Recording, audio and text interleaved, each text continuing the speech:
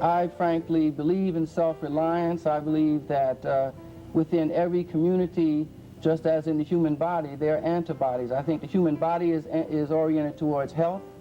As soon as there's an injury anywhere in the body, antibodies are drawn and the healing process begins. The same phenomenon is true in neighborhoods.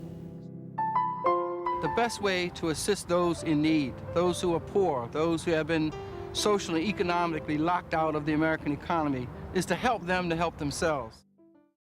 I founded the center in 1981 because the interest of poor people was just not properly represented by the existing organizations at that time. And I felt that remedies were being imposed on them by outside professionals who parachuted their well-intentioned but ill-conceived remedies on poor people.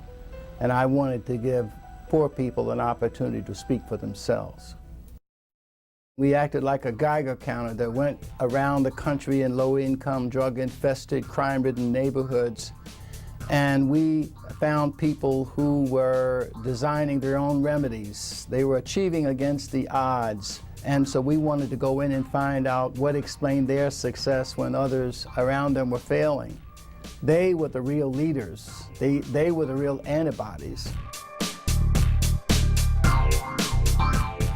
They told us what remedies should be constructed, and then we provided Miracle-Gro in the form of training and technical assistance and access to money so that they could take these ideas, implement them, so that they can begin to improve the lot of their peers throughout their neighborhood and throughout this nation. And over the course of the last 15 years, we've now trained over 2,000 grassroots leaders around the nation and in 39 states.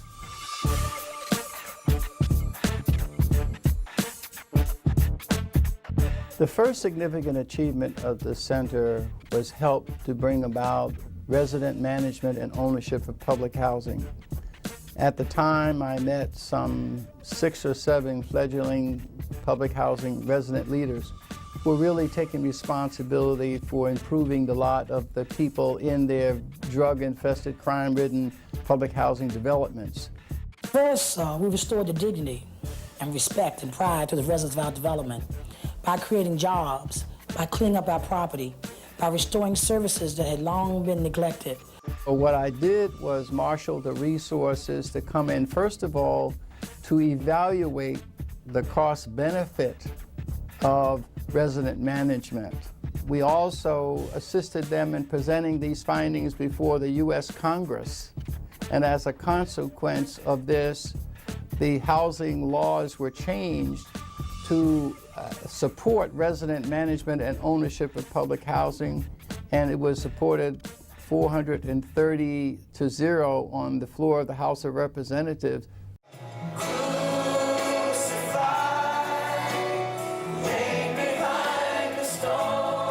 In 1990, in order to deepen our understanding of how these grassroots groups are able to bring about miraculous transformations in the lives of individuals, so we organized town meetings in about 7 different locations and all around the nation. And for 2 years, we brought in grassroots leaders from a 300-mile radius, and we asked them questions that low-income people are seldom, if ever, asked, and that is, what works and why does it work?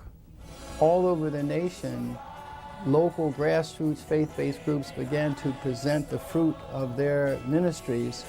When you see transformed drug addicts, gangbangers, prostitutes, people that the courts couldn't change, prison couldn't change, that psychiatrists couldn't reach them, churches abandoned them. They only took people that everyone else had given up on. And they brought about some miraculous changes. We just had a renewed understanding of really what transforms people. It is not rehabilitation, but it is faith in God that transformed them. Tonight, we honor 8 outstanding grassroots organizations. They are this year's recipients of the Achievement Against the Odds Awards. We started Achievement Against the Odds in 1990 because we believe that the accomplishments of grassroots leaders need to be celebrated. We looked for people who had overcome great mental, physical challenges and economic challenges, but continue to operate in their zip code. And they provided valuable lessons as to the coping mechanisms of people in some of the most desperate situations that you can imagine. We then took this knowledge and experience in response to Steve Goldsmith, who became the mayor of Indianapolis. We said that what we wanted to do was to create wealth, create opportunity. The way to do that is to train local leadership to be strong and help out in their communities. What the National Center for Neighborhood Enterprise did was take these strong leaders who didn't have very many skills, they didn't have much experience, and provided them the support services necessary so they could become strong catalysts for opportunity in their own neighborhoods. And the center came in with the spirit they had, understanding neighborhood people, with the success stories they had all over the country. It really excited us and ignited a flame of wanting to be involved and change our destiny. In 1995, the Republican leadership in the House approached the center and asked us to help them to develop a welfare reform agenda.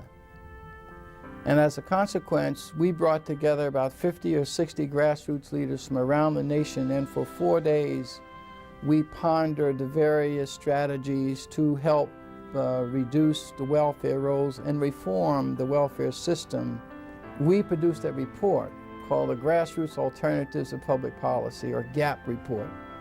For instance, we were the first to say 2 years welfare and you're off. This came from people, many of whom were on welfare themselves, and many other recommendations that were then voted into law. And so we're very proud of having played a key role. Also, after that, the state of Pennsylvania and in Wisconsin invited us to come to those states, and we mobilized grassroots leaders and had state-level GAP seminars. So this was the first time that grassroots leaders had a voice in public policy, not only in Washington, but also in 2 state capitals.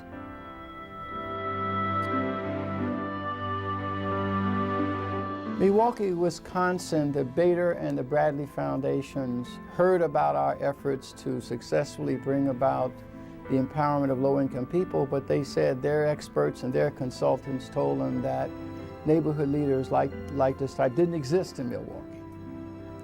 So they asked me, could I come? We went into barbershops, hairdressers. We didn't know anyone in the streets, but we knew where to look and what to look for. We introduced the foundations to their neighbors on the other side of town. And as a consequence of the training that they received, Bradley then embraced this as a major initiative, and I believe began to fund up to about $5 million a year of these grassroots groups. When I first met Bob in CNE, I was a person that was driven but didn't know how to go where I was going. You know, I had the passion and the desire, but didn't quite know all of the road or the turns that needed to be taken to get to where the vision God had given me. CNE brought the knowledge that I needed to go where God was taking me.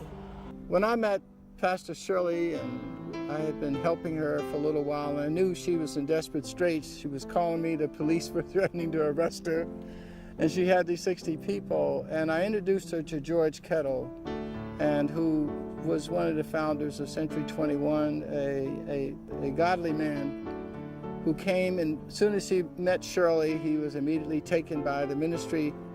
And George put up about $1 million to buy the building and to renovate it, and working with Shirley's people and his son Kevin, they renovated the building, and we brought Bob Moore, a community development specialist who provide technical assistance. He arranged for a loan that came from the city of Washington, D.C. for $1 million over 40 years. George was able to take his money back so he can be a blessing to someone else. Shirley now has a property here, 4 buildings, that has an appraised value in excess of $3 million. With CNE, I always say, they may not can get you what you need, but they're the vehicle to get you what you need. So you never know who's coming, who's going to stop by, who's going to be there, but you know your prayer's going to be answered through CNE.